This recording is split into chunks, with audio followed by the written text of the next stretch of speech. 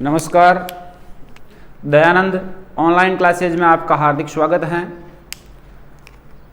कल का जो वीडियो था उसमें हम टॉपिक पढ़ रहे थे क्लोरोफॉर्म, और क्लोरोफॉर्म के हमने भौतिक गुण पढ़े थे। आज पढ़ेंगे हम क्लोरोफॉर्म के रासायनिक गुण। हम बात करते हैं क्लोरोफॉर्म की। क्लोरोफॉर्म और क्लोरोफॉर्म के हमें पढ़ने हैं रासायनिक गुण। देखो, क्लोरोफॉर्म के जो रासायनिक गुण हैं, उन रासायनिक गुणों की यदि हम बात करें तो सबसे पहला क्लोरोफॉर्म का जो रासायनिक गुण है वह लेना है हमें ऑक्सीकरण। कि ऑक्सीकरण के बारे में क्लोरोफॉर्म किस प्रकार से क्रिया करता है। तो सबसे पहले क्लोरोफॉर्म का हमें गुण लेना है, फर्स्ट वह लेना है ऑक्सीकरण। यदि हम ऑक्सीकरण की बात करें कि क्लोरोफॉर्म में ऑक्सीकरण की क्रिया किस प्रकार से होती है और ये किस प्रकार से संपन्न करता है, तो क्लोरोफॉर्म के बारे में हमें ये ध्यान देना चाहिए कि क्लोरोफॉर्म यदि प्रकाश की उपस्थिति में क्रिया करता है तो वायुमंडलीय O2 द्वारा ये ऑक्सीकृत होकर, क्लोरोफॉर्म में वायुमंडलीय ऑक्सीकृत होकर एक विषैली गैस का निर्माण करता है, और उस विषैली गैस को हम बोलते हैं फॉस्जीन गैस। कौन सी गैस बोलते हैं? Phosgene gas. तो आपको यह ध्यान होना चाहिए कि क्लोरोफॉर्म है, क्लोरोफॉर्म का हम सूत्र लिखते हैं CHCl3, ये क्लोरोफॉर्म है। और यदि इस क्लोरोफॉर्म की क्रिया किसके साथ में करवा दे? O2 के साथ में करवा दें, ऑक्सीजन के साथ में करवाएं, और यहां पे आपको उपस्थिति किसकी लेनी है? प्रकाश की उपस्थिति लेनी है। किसकी उपस्थिति लेनी है? यहां पे प्रकाश की उपस्थिति लेनी है। यदि प्रकाश की उपस्थिति में इनको परस्पर क्रिया करवाई जाए तो परस्पर क्रिया करवाने से यदि क्लोरोफॉर्म प्रकाश की उपस्थिति में क्रिया करता है तो क्रिया करने के कारण हमें जो यौगिक प्राप्त होता है वह होता है फॉस्जीन, और वह एक विषैली गैस होती है। कैसी गैस होती है? विषैली गैस। तो यहाँ पे यदि आप इसकी क्रिया करो तो जैसे आपने यहाँ से अणु कर दिए इसके 2, तो यहाँ से 2H और यहाँ से 2Cl, तो क्या हो जाता है? 2HCl प्राप्त होता है। अब यहाँ पे क्या बचता है बेटा? जो यहाँ पे यौगिक बचता है उस यौगिक को लिखना है आपको COCl2, और यहाँ पे कितना अणु लग जाएंगे? 2 अणु लग जाएंगे, प्लस यहाँ पे क्या आ जाएगा? 2HCl आ जाएगा। जो COCl2 होगा, इस COCl2 को हम बोलेंगे फॉस्जीन। क्या बोलेंगे? फॉस्जीन। अब ये होता है आपका फॉस्जीन कि जब क्लोरोफॉर्म की क्रिया प्रकाश की उपस्थिति में वायुमंडलीय O2 के साथ में क्रिया करता है तो फॉस्जीन का निर्माण होता है। ये हमें ध्यान रखना है। अब सबसे पहले ये आता है, यहां से एक अधिकतर क्वेश्चन आता है कि क्या कारण है कि जो क्लोरोफॉर्म होता है, यानी उस क्लोरोफॉर्म को रंगीन बोतलों, जो कलरफुल बोतलें होती हैं, उसको फुल भर के मुंह तक भर के रखा जाता है। यानी आपके पास में जैसे ये बोतल है, यानी इस क्लोरोफॉर्म को इस प्रकार की रंगीन बोतलों के अंदर ही फुल भरा जाता है, कंप्लीट भरा जाता है। क्वेश्चन है क्या कारण है कि क्लोरोफॉर्म को कलरफुल बोतलों में ही भरा जाता है। अब कलरफुल बोतलों में भरने का कारण क्या है कि यदि इसको हम रंगीन बोतलों में नहीं भरते हैं, यानी कलरफुल बोतलों में नहीं भरते हैं, नहीं भरने के कारण ये सूर्य के प्रकाश की उपस्थिति में या वायु की उपस्थिति में क्रिया कर लेते हैं, और क्रिया करके एक विषैली गैस का निर्माण कर लेते हैं, और उस गैस का नाम क्या है? फॉस्जीन गैस नाम है। तो हमें ये ध्यान रखना है कि यदि क्लोरोफॉर्म को हम रंगीन बोतलों में नहीं भरते हैं और फुल नहीं भरते हैं तो ये वायुमंडलीय वायु के साथ में या प्रकाश के साथ में क्रिया करके फॉस्जीन का निर्माण कर लेती हैं। तो ये चीज हमें पता होनी चाहिए। रासायनिक गुणों में पहला था ऑक्सीकरण, ऑक्सीकरण में ये चीज हमें पता होनी चाहिए। अब इस ऑक्सीकरण के बाद में जो आप बात करते हो वह यौगिक होता है आपका अपचयन। अब अपचयन हम ये बात करते हैं अपचयन की प्रकृति किस प्रकार से होती है। तो देखो, सबसे पहले यदि हम बात करें अपचयन की, नंबर 2 टॉपिक आता है आपका अपचयन। अब यदि अपचयन में क्या क्लोरोफॉर्म क्या होता है कि यदि हम क्लोरोफॉर्म की क्रिया, आपके पास में जो क्लोरोफॉर्म है इसकी क्रिया 2 यौगिकों के साथ में, एक तो Zn+HCl के साथ में और एक Zn+H2O के साथ में करवाते हैं, तो अपचयन की स्थिति होगी, वहां पे हाइड्रोजन के साथ में क्रिया होगी, और इन दोनों के साथ में क्रिया करवाने के कारण हमें इनके 2 यौगिक के रूप प्राप्त होंगे। तो सबसे पहले यदि हम अपचयन की बात करते हैं कि यदि आप क्लोरोफॉर्म में CHCl3 है, इस CHCl3 की क्रिया आपको उपस्थिति लेनी है, वो लेनी है यहाँ पे Zn+HCl। अब इस Zn+HCl में और दूसरी जो रिएक्शन है उसी में यही ध्यान रखना है CHCl3 प्लस इसकी क्रिया जो उपस्थिति लेनी है वह लेनी है यहाँ पे Zn+H2। अब देखो यहां पे दोनों में विशेष तौर से ध्यान रखना है। अपचयन के लिए यहां पे भी हाइड्रोजन लेना है, यहां पे भी हाइड्रोजन लेना है, इन दोनों में आपको हाइड्रोजन लेना है। यहां पे आपके पास में Zn प्लस HCl और यहां पे है Zn प्लस H2O। यदि यहां पे इसके दो अणु लेते हैं तो दो अणु लेने के कारण होता क्या है कि यहां पे हाइड्रोजन कितने, दो, यहां पे क्लोरीन कितना है आपके पास में, 3 क्लोरीन है। अब यदि ये 3 क्लोरीन इसके साथ में, इसको हम क्या लिख सकते हैं, H और H के रूप में लिख सकते हैं, नहीं लिख सकते हैं। H और H के रूप में लिखने के कारण यहां से एक हाइड्रोजन और यहां से एक क्लोरीन दोनों परस्पर क्रिया कर लेते हैं और परस्पर क्रिया करके क्या बना लेते हैं, HCl बना लेते हैं। अब HCl बनाने के बाद में जो यौगिक बनेगा यहां से CH, तो एक तो ये है और एक ये क्या हो जाएगा CH2 और यहां पे क्या हो जाएगा Cl2 प्लस यहां से क्या जाएगा HCl, तो CH2Cl2 होगा। इस CH2Cl2 को हम क्या बोलेंगे, डाइक्लोरोमेथेन। क्या बोलेंगे, डाइक्लोरोमेथेन। तो इसका नाम तो क्या हो जाएगा, डाइक्लोरोमेथेन। इसका नाम डाइक्लोरोमेथेन हो जाएगा। अब देखो ये यौगिक है, यहां पे आपने उत्प्रेरक लिया Zn प्लस HCl लिया है, यहां पे क्या लिया Zn प्लस H2O लिया है। अब इसमें अणुओं की संख्या हमें कितनी लेनी है अपचयन के रूप में, 6 अणु लेने हैं हाइड्रोजन। कितने अणु लेने, 6 अणु। अब 6 अणु यदि आप इसके साथ में लेते हो तो इधर देखना ध्यान से कि यहां पे आपके पास में है CH, यहां पे Cl3 है और यहां पे हाइड्रोजन कितने, 6 हैं। तो 3 क्लोरीन परमाणु, कितने क्लोरीन परमाणु, 3 क्लोरीन परमाणु 3 हाइड्रोजन के साथ में क्रिया करते हैं तो क्या बनता है, 3HCl बनता है। और यहां से 3 हाइड्रोजन इसके साथ में जुड़ जाते हैं तो ये क्या बन जाता है, CH4 प्लस 3HCl। इसको हम बोलते हैं मेथेन। क्या बोलते हैं, मेथेन। तो हम यही कहते हैं कि जब क्लोरोफॉर्म का अपचयन Zn प्लस HCl की उपस्थिति में करवाया जाता है तो डाइक्लोरोमेथेन का निर्माण होता है, और जब क्लोरोफॉर्म का अपचयन Zn प्लस H2O की उपस्थिति में करवाया जाता है तो मेथेन का निर्माण होता है। यह चीज हमें पता होनी चाहिए। और यह क्लोरोफॉर्म के रासायनिक गुणों में अपचयन की प्रक्रिया थी। तो दोनों चीजों को हमें अच्छी तरह से ध्यान रखना है। यदि आपने उत्प्रेरक Zn प्लस HCl लिया है तो डाइक्लोरोमेथेन बनेगा, और यदि आपने क्या लिया Zn प्लस H2O लिया तो यहां पे क्या बनेगा, मेथेन बनेगा। अब इन दोनों के बाद में यदि अगले हम बात करते हैं एसीटोन से क्रिया, किससे क्रिया करवाते हैं, एसीटोन से क्रिया।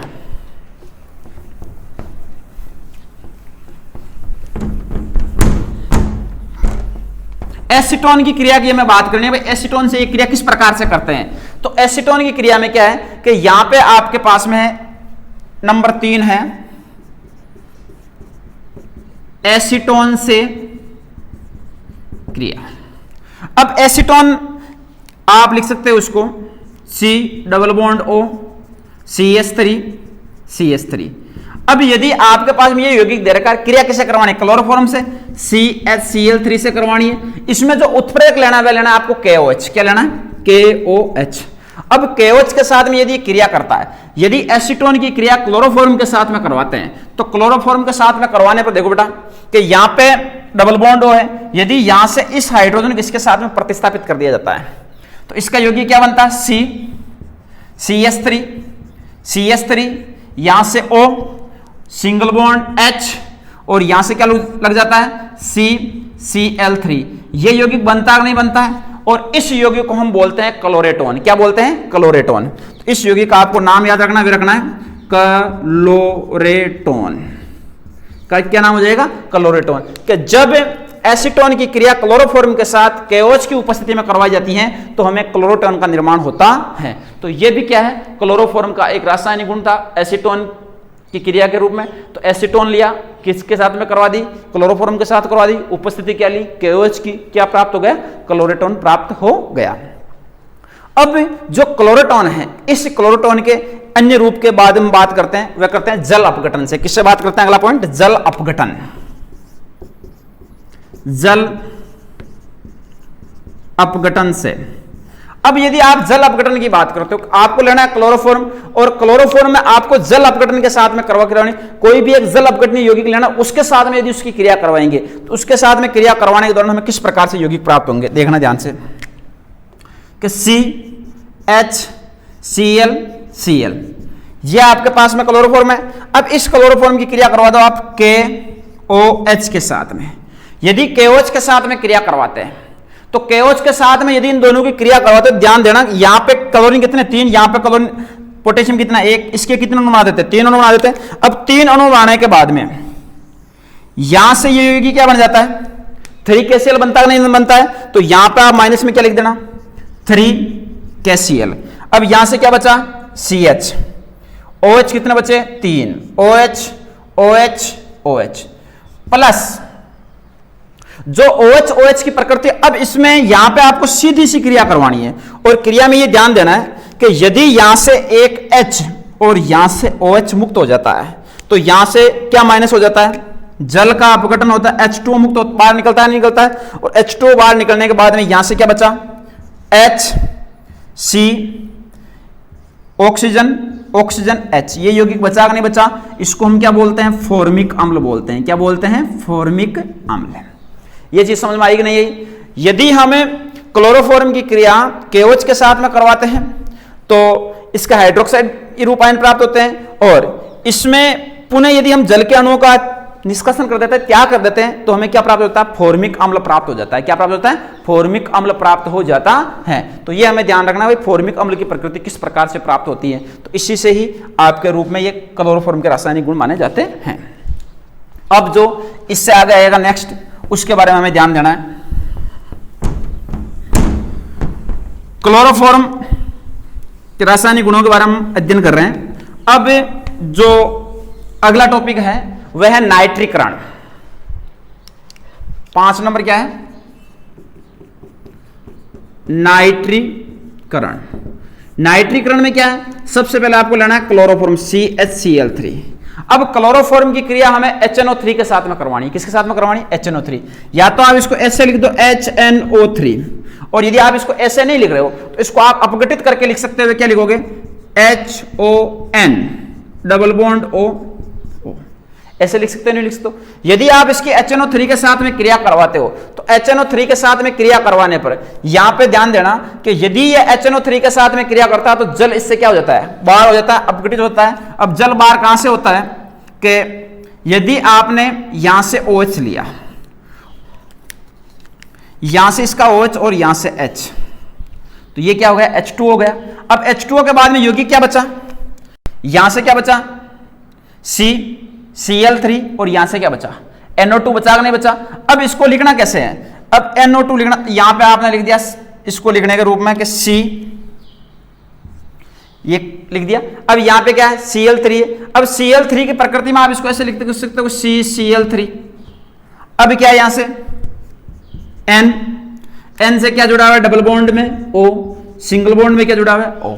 ये यौगिक जुड़ा हुआ कि नहीं जुड़ा हुआ है? या इसको आप कंबाइंड रूप में क्या लिख सकते हो? NO2 लिख सकते हो, नहीं लिख सकते हो? अब यहां से Cl3, अब यहां से एक तो H और यहां से H, एक तो क्या प्राप्त हो गया आपको? H2O। क्या प्राप्त हो गया?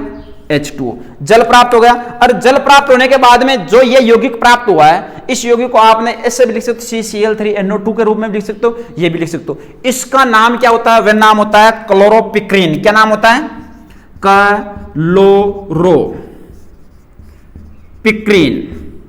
क्लोरोपिक्रीन। अब यहां पे विशेष तौर से ध्यान देना, क्लोरोपिक्रीन क्या है? ये जो क्लोरोपिक्रीन होता है ये एक कीटनाशक है। क्या है? कीटनाशक है। और इस क्लोरोपिक्रीन को कीटनाशक के रूप में माना जाता है, कीटनाशक। और ये एक युद्ध गैस भी है कि जो युद्धों में जो गैस के रूप में उपयोग किया जाता है उसके रूप में भी क्लोरोपिक्रीन का उपयोग किया जाता है, और कीटनाशक के रूप में भी क्लोरोपिक्रीन का उपयोग किया जाता है। यह एक इंपॉर्टेंट टॉपिक है, इसको आपको सीधा सा ध्यान रखना है कि यदि क्लोरोफॉर्म की क्रिया HNO3 के साथ में करवाई जाती है तो हमें क्लोरोपिक्रीन का निर्माण होता है। क्या निर्माण होता है? क्लोरोपिक्रीन का निर्माण होता है। यह चीज आपको पता होनी चाहिए क्लोरोपिक्रीन किस प्रकार से बनता है, तो ये आपको ध्यान होना चाहिए। तो ये क्लोरोपिक्रीन बन जाता है नाइट्रीकरण के रूप में। तो ये चीज हमें एक अच्छी तरह से कि नाइट्रीकरण की अभिक्रिया क्या है कि जब क्लोरोफॉर्म की क्रिया HNO3 के साथ में करवाई जाती है तो क्लोरोपिक्रीन का निर्माण होता है। अब इसके बाद में हम बात करते हैं सिल्वर पाउडर से। अगला जो 6 नंबर टॉपिक लेता है वह लेता है सिल्वर पाउडर से। देखो सिल्वर पाउडर की बात करते हैं। नंबर 6 सिल्वर पाउडर से।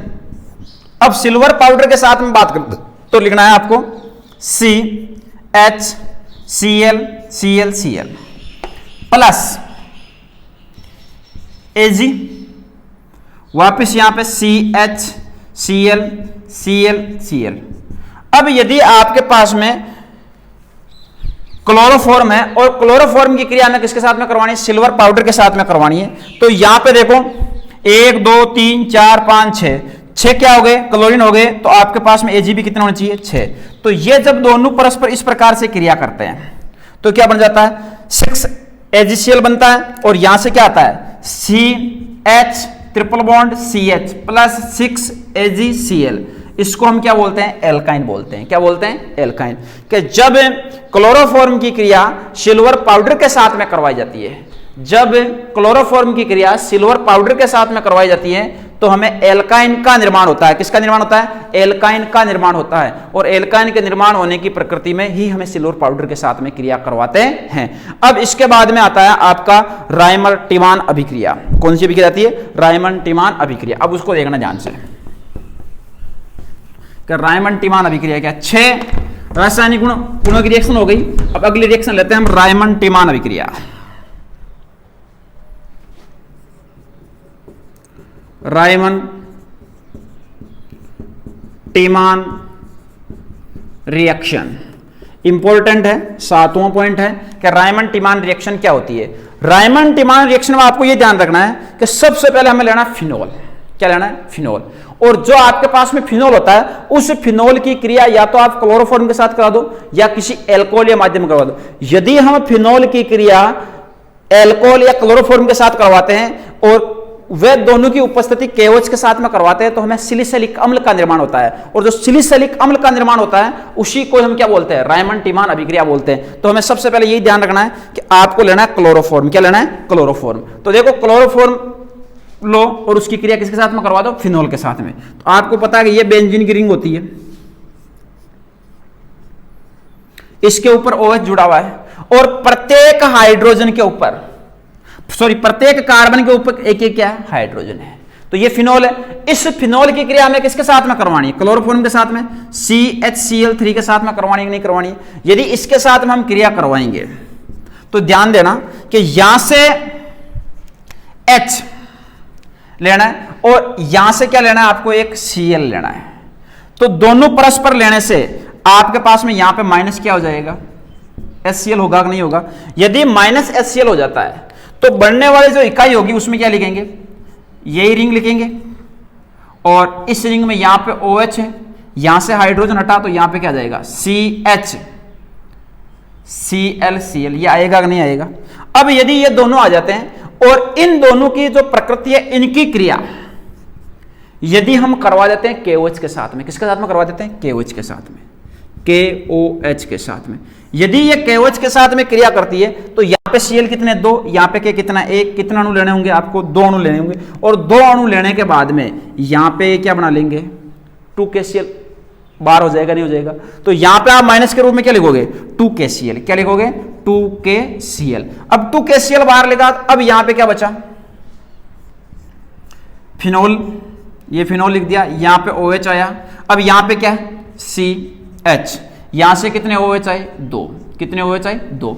अब ये 2 OH आए और इन दोनों OHओं को आपको क्या करना है, ताप अपघटित करना है। क्या करना है, ताप अपघटित करना है। यदि आप इन दोनों को ताप अपघटित करोगे तो यहां से OH और यहां से क्या जाएगा, H। तो क्या बार हो जाएगा, H2O बार होगा कि नहीं होगा। तो यहां से आप क्या लिख दोगे, -H2O। और जो इसकी बनने वाली नई इकाई होगी उस नई इकाई को आप क्या लिखोगे कि ये बेंजीन की रिंग होगी इसमें, और इस बेंजीन की रिंग में आपके पास में देखो यहां पे क्या है, OH। यहां पे क्या है, CHO है कि नहीं है। जो ये CHO है, जो ये रिंग बनेगी, ये वलय बनेगी, इस वलय को कंप्लीट को हम क्या बोलेंगे, सैलिसिलिक अम्ल बोलेंगे या सैलिसिएल्डिहाइड बोल देंगे। सैलिसिएल्डिहाइड, सैलिसिएल्डिहाइड। तो इसी अभिक्रिया को हम क्या बोलते हैं, रायमंड टिमान अभिक्रिया बोलते हैं। कि जब फिनोल की क्रिया क्लोरोफॉर्म के साथ करवाई जाती है तो यहां पे क्लोरोफॉर्म के साथ ना आपने करवाई तो यहां से H था, यहां से क्या था, HCl3 था। तो एक हाइड्रोजन यहां से, एक क्लोरीन यहां से क्या हो गया, -HCl हो गया। अब वापस ये फिनोल है, यहां से आपके पास में क्या बचा, CH बचा, नहीं बचा। यहां से क्या बचे, Cl2 बचे, तो CHCl2 लिख दिया। इसकी पुनः क्रिया किसके साथ में करवाई, KOH के साथ में करवाई। तो KH के साथ में करवाने पर यहां से 2K, यहां से 2Cl, -2KCl हो गया। तो वापस यही वलय है। अब यहां से आपके पास में 2 OH के अणु लिख दिए थे। अब 2 OH और H माइनस क्या हो गया, H2 हो गया। तो आपके अपघटित किया तो ये अम्ल प्राप्त हुआ, उसको सैलिसिएल्डिहाइड बोलेंगे हम। तो ये होती है आपकी अभिक्रिया, और इस अभिक्रिया को हम बोलते हैं रायमंड टीमान अभिक्रिया है। बोर्ड एग्जाम के तहत इंपॉर्टेंट भी है, ये आपको विशेष तौर से ध्यान रखना है। अब ये थे आपके क्लोरोफॉर्म के रासायनिक गुण। जहां तक मेरा मानना है कि क्लोरोफॉर्म के भौतिक गुण और उसका जो परीक्षण है और उसके बाद में जो रासायनिक गुण है, ये आपके पूर्ण रूप में अच्छी तरह समझ में आ गए होंगे। अब जो क्लोरोफॉर्म है, क्लोरोफॉर्म के इतने मुख्य रासायनिक गुण हैं और इनके बारे में आपको अच्छी तरह से पता होना चाहिए भाई कौन कौन से रासायनिक गुण है और किनके साथ में क्रिया करवाने में क्या क्या हमें प्रोडक्ट प्राप्त होते हैं। अब जो हम बात करेंगे वह नए टॉपिक की बात करेंगे, वह होगा क्लोरोफॉर्म के उपयोग। अब देखो क्लोरोफॉर्म के उपयोग की बात कर लेते हैं कि क्लोरोफॉर्म के क्या क्या उपयोग हैं। तो सबसे पहले यदि हम क्लोरोफॉर्म के उपयोग की बात करें तो क्लोरोफॉर्म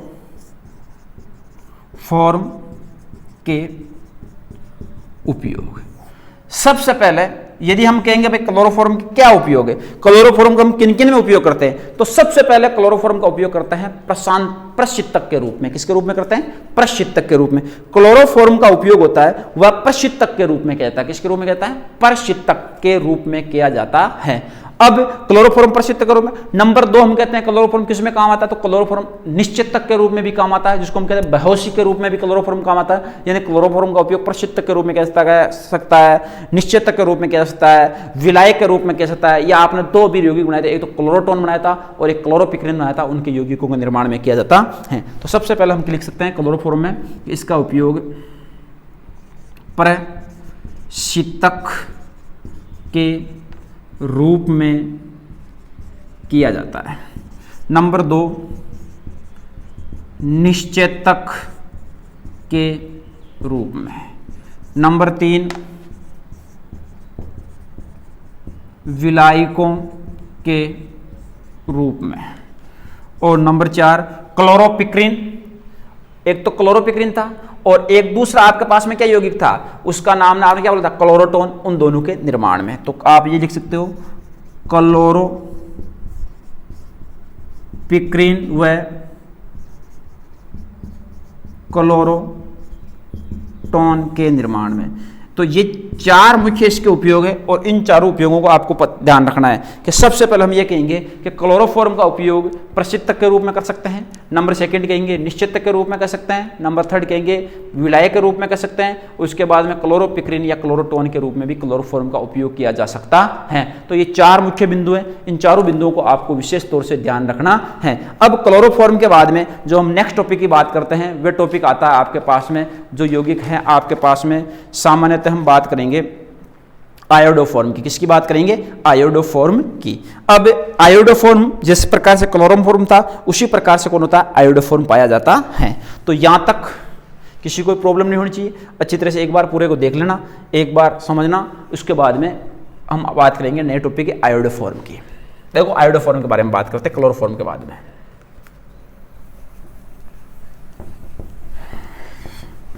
नेक्स्ट है आपका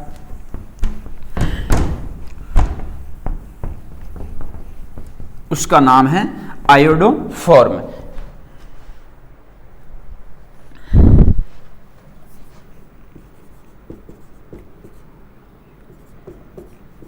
आयोडोफॉर्म। अब आयोडोफॉर्म के निर्माण की बात करते हैं। आयोडोफॉर्म का निर्माण किससे होता है? सबसे पहले है सोडियम हाइपो आयोडाइड से।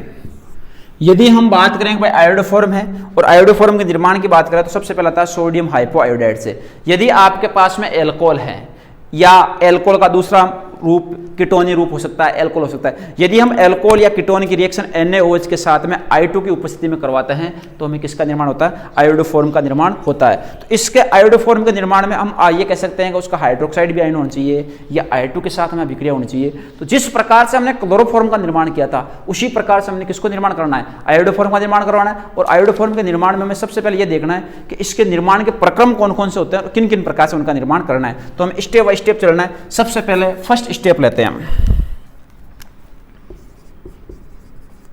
Step number first.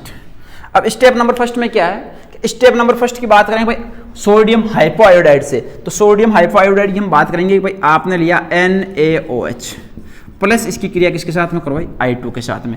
तो NaOH से यहाँ पे I2 कितने 2, तो इसके कितने अणु बना देते हैं यहाँ पे 2 अणु बना देते हैं। अब 2 अणुओं के साथ में क्रिया करेगा तो यहाँ से देखो NaOH है और यहाँ पे क्या है Na2 है, तो एक तो यहाँ से क्या बन जाता है, सबसे पहले आपको ये ध्यान रखना, एक तो सोडियम और एक आयोडीन, तो Na सोडियम आयोडाइड का निर्माण होता है। दूसरा यहाँ पे OH कितने 2, तो एक OH और एक, तो सबसे पहले तो आप इसको ऐसे लिखो NaOI प्लस Na प्लस यहां से OH 2 थे, 2 में से एक H2O बाहर हो जाएगा, तो H2O बाहर हो जाएगा, तो ये H2O।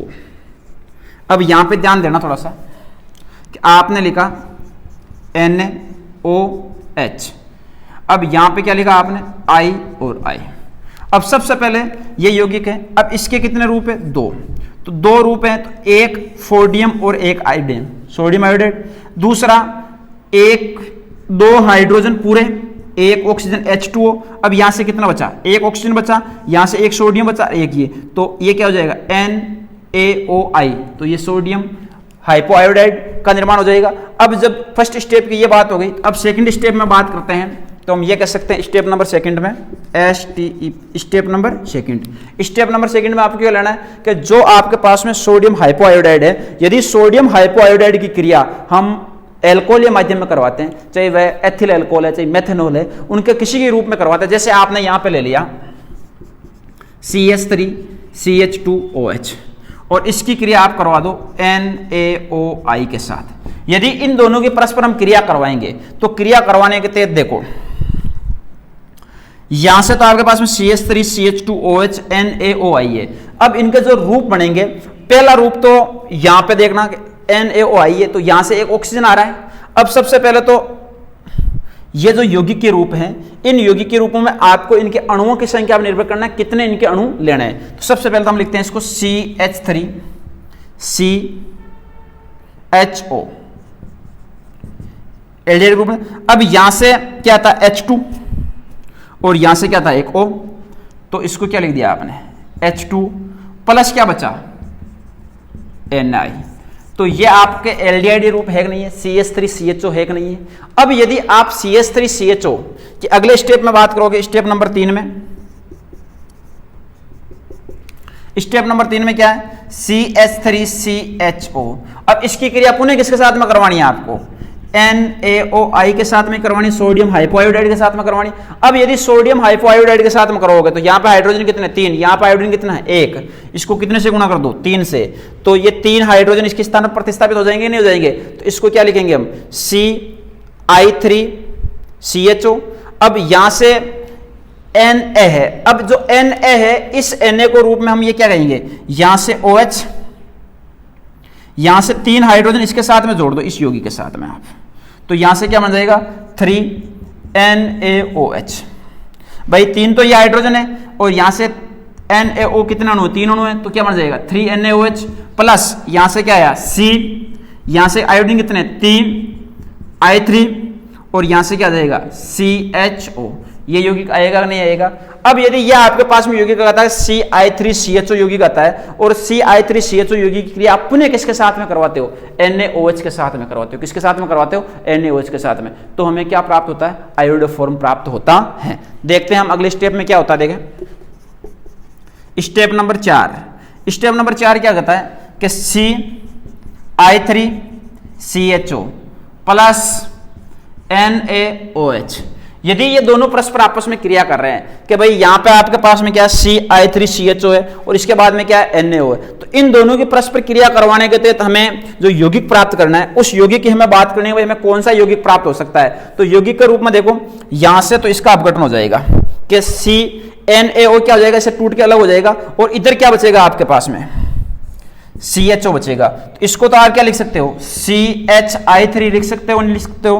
अब प्लस पे यहां पे क्या बचा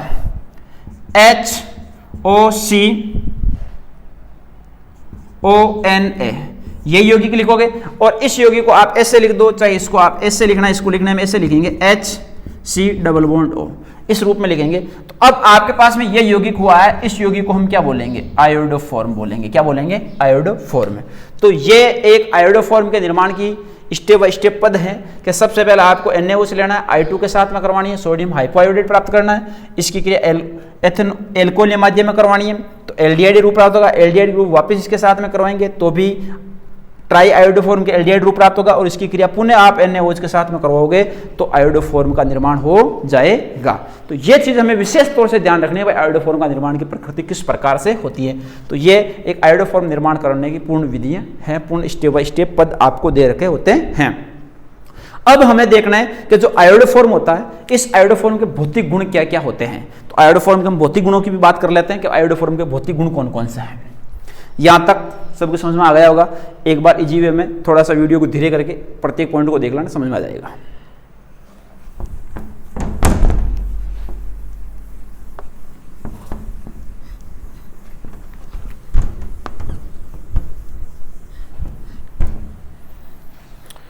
अब हम बात करेंगे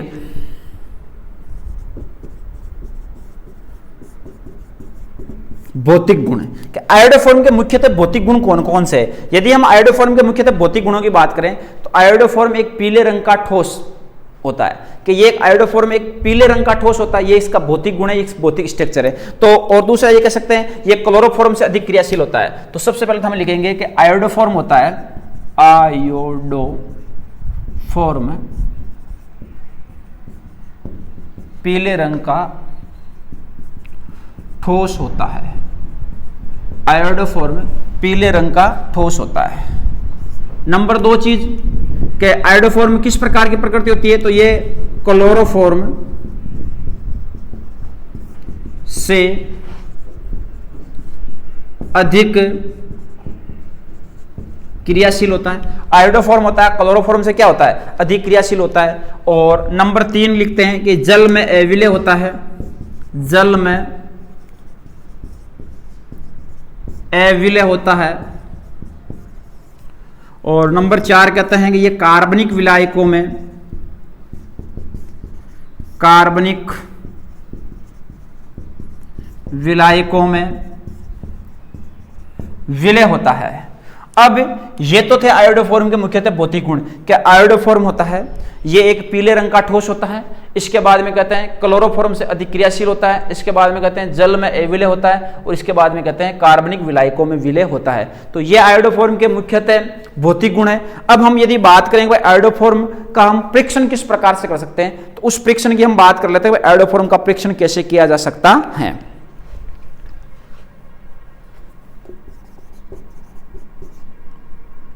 अब हम लिखते हैं आयोडोफॉर्म का परीक्षण। देखो आपको ये विशेष तौर से ध्यान रखना है कि आयोडोफॉर्म के परीक्षण में क्या होता है कि आयोडोफॉर्म के जो परीक्षण की प्रकृति होती है उसमें हम सबसे पहले लेते हैं AgNO3।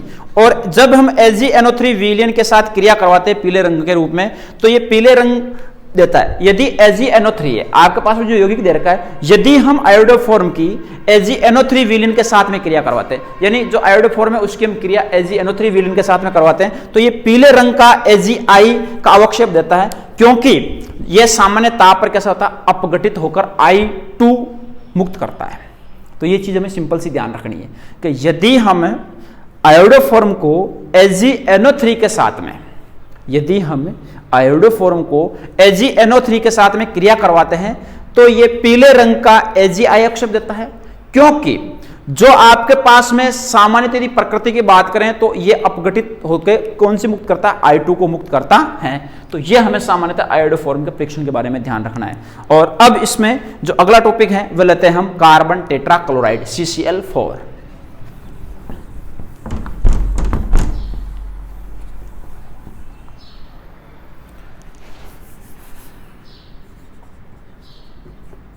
Carbon tetra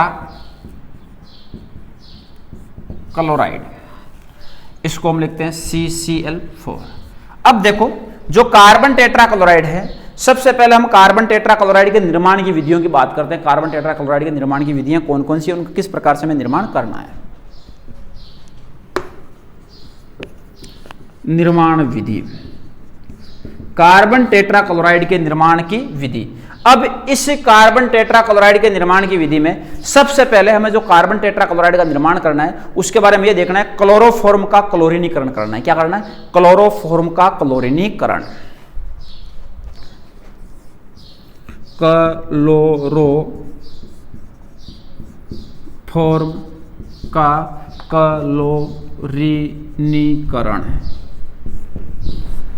carbon tetrachloride CCl4, इसके निर्माण में क्लोरोफॉर्म का हमें करना है क्लोरीनीकरण। यदि हम क्लोरोफॉर्म की क्रिया क्लोरीन के साथ में करवाते हैं यूवी की उपस्थिति में, तो हमें किसका निर्माण होता है? कार्बन टेट्राक्लोराइड का निर्माण हो जाता है। देखो देखें, यदि आप लेते हो क्लोरोफॉर्म CHCl3 प्लस क्लोरीनीकरण Cl2, यहां पे लेना है यूवी, तो यहां से आपके पास में H और यहां से एक Cl, क्या मुक्त हो जाएगा? HCl। 2 क्लोरीन है, 1 क्लोरीन यहां पे आ जाएगा, इसको क्या लिखेंगे? CCl4 प्लस HCl, इसको क्या बोलेंगे? Carbon tetrachloride. क्या बोलेंगे?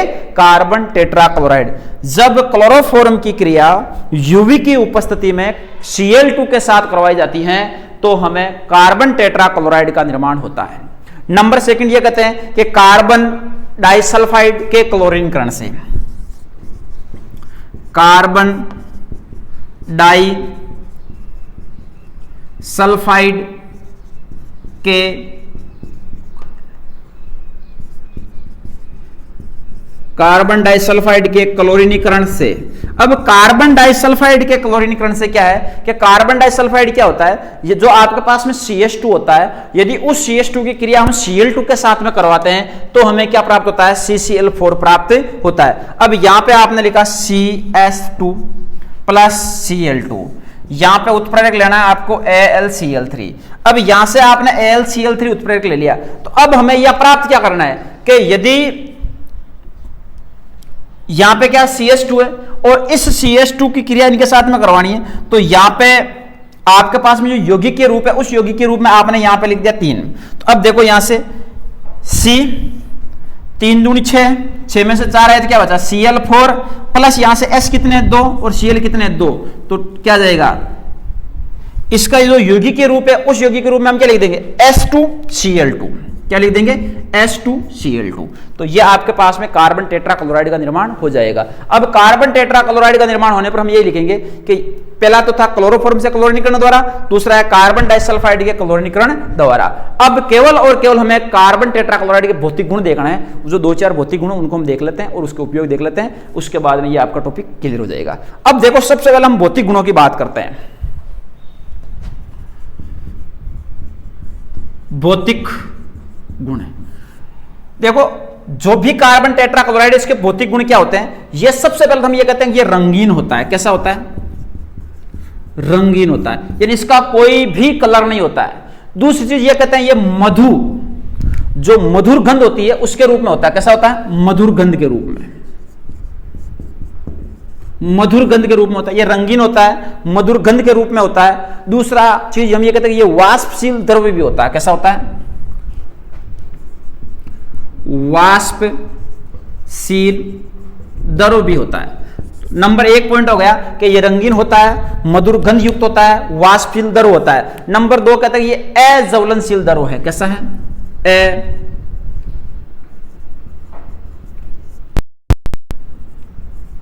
ये अज्वलनशील द्रव्य है।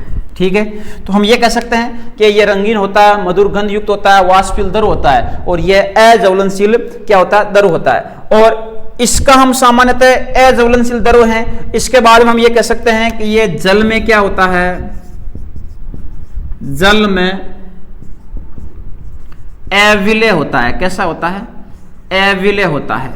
और नंबर 4 चीज है कि ये जल में तो अविलय होता है, लेकिन जितने भी कार्बनिक विलायक होते हैं उनमें क्या होता है? विलय होता है। लेकिन इसका जो व्यापारिक नाम की बात करते हैं, इसको व्यापारिक नाम में क्या बोलते हैं? इसका व्यापारिक नाम पायरीन है। क्या है इसका व्यापारिक नाम? पायरीन है। ये विशेष तौर से ध्यान रखना कि इसका व्यापारिक नाम क्या होता है? पायरीन होता है। क्या होता है? पायरीन। और इसके अलावा हम ये कह सकते हैं कि ये कार्बनिक विलायकों में विलय होता है। यह कार्बनिक विलायकों में विलय होता है। तो ये इनके भौतिक गुण थे, ये आपके पास में कंप्लीट होते हैं कि ये रंगीन होता है, मधुर गंध युक्त होता है, वाष्पशील द्रव होता है, ये अज्वलनशील द्रव है, ये जल में अविलय होता है, इसका व्यापारिक नाम क्या है, पायरीन है, और ये कार्बनिक विलायकों में क्या होता है, विलय होता है। अब इसके बाद में हम करते हैं इनके उपयोगों की बात कि CCl4 के क्या उपयोग होते हैं, कार्बन टेट्राक्लोराइड के क्या उपयोग हैं। अब देखो भाई, कार्बन टेट्राक्लोराइड के उपयोगों की हम बात करते हैं भाई, कार्बन टेट्राक्लोराइड के क्या क्या उपयोग है।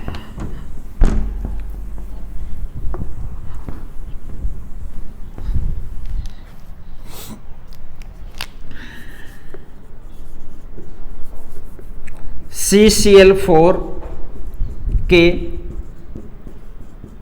उपयोग। अब CCl4 के उपयोगों की बात करते हैं कि मुख्यतः CCl4 के उपयोग क्या है। तो अब इसका जो पहला उपयोग है, उस पहले उपयोग में हम ये कहते हैं कि इसका उपयोग किया जाता है आग